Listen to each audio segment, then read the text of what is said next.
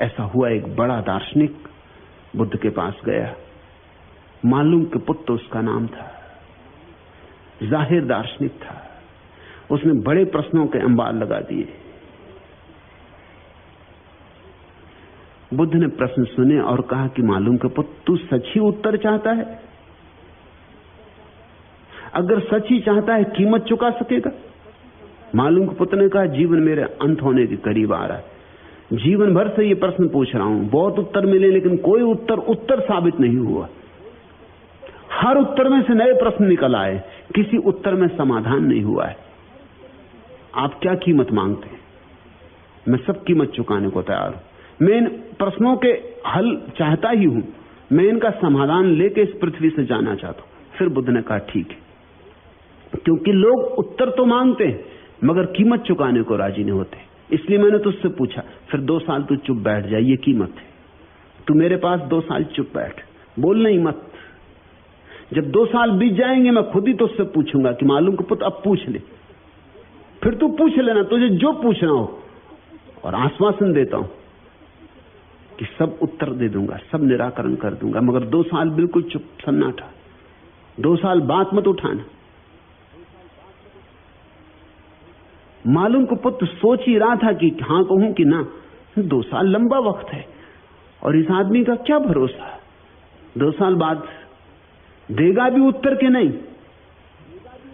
उसने कहा कि आप पक्का विश्वास दिलाते हैं कि 2 साल बाद उत्तर देंगे?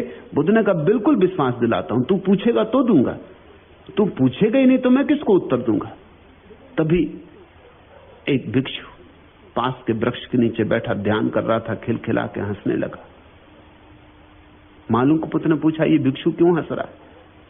बुद्ध ने कहा, तुम ही पूछ लो। उस भिक्षु ने कहा कि अगर पूछना हो अभी पूछ लो। यही धोखा मेरे साथ हुआ, हम भी ऐसे ही बुद्धू बने।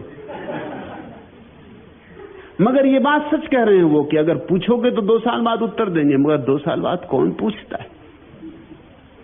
2 साल से मैं चुप बैठा हूं। अब वो मुझसे कुरेद कर पूछते हैं कि पूछो भाई, मगर 2 साल चुप रहने के बाद पूछने को कुछ बचता नहीं, उत्तर मिल ही जाता है।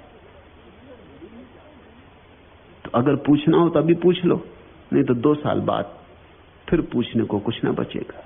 और यही हुआ। मालूम के पुत्र 2 वर्ष रुका, 2 वर्ष पूरे हुए। बुद्ध भूले नहीं, तिथि तारीख सब याद रखी।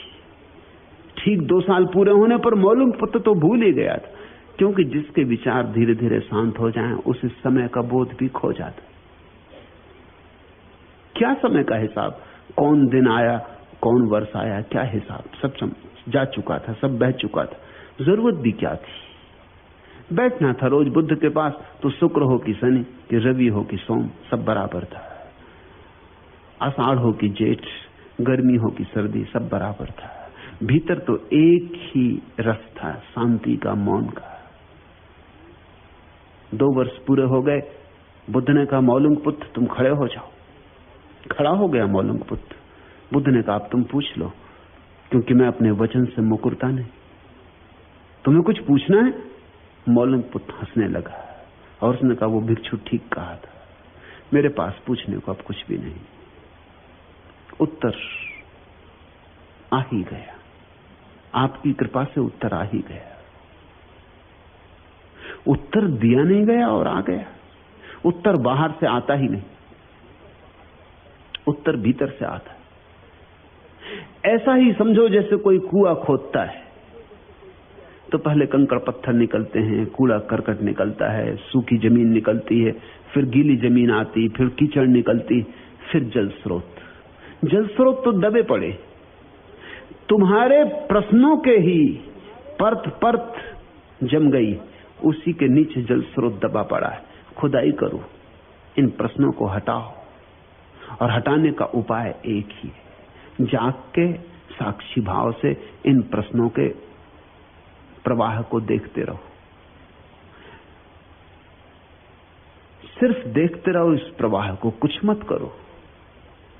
बैठ जाओ रोज घंटे 2 घंटे, चलने दो प्रवाह को। जल्दी भी ना करना कि आज ही बंद हो जाए। इसलिए बुद्ध ने कहा 2 साल। कोई 3 महीने के बाद पहली सरसराहट सन्नाटे की शुरू होती, और कोई 2 साल होते होते अनुभव पक जाता है। बस कोई इतना धीरज भी रखे कि 2 घंटे रोज बैठता रहे, कुछ ना करे। उस कुछ ना करने में सारी कला छिपी। लोग पूछते हैं बुद्ध को पहली समाधि कैसे घटी? बैठे थे वृक्ष के नीचे, कुछ कर नहीं रहे थे, तब घटी। 6 साल तक बहुत कुछ किया, बड़े यम, व्यायाम, प्राणायाम, न मालूम क्या क्या किया, सब करके थक गए थे। उस रात तय करके सोए कि अब कुछ नहीं करना, हो गया बहुत, करने से भी कुछ नहीं होता। उस रात करना भी छोड़ दिया। उस रात बिल्कुल बिना करने की अवस्था में सो गए। शून्य भाव था। सुबह आंख खुली और समाधि द्वार पर खड़ी थी। जिस मेहमान की प्रतीक्षा थी वो आ गया। आखिरी तारा डूबता था सुबह का, और भीतर बुद्ध के आखिरी विचार डूब गए। उधर आखिरी तारे से आकाश खाली हुआ, इधर आखिरी विचार भी डूब गए। समाधि आ गई, उत्तर आ गया। इसलिए तो समाधि कहते हैं उसे, क्योंकि उसमें समाधान है।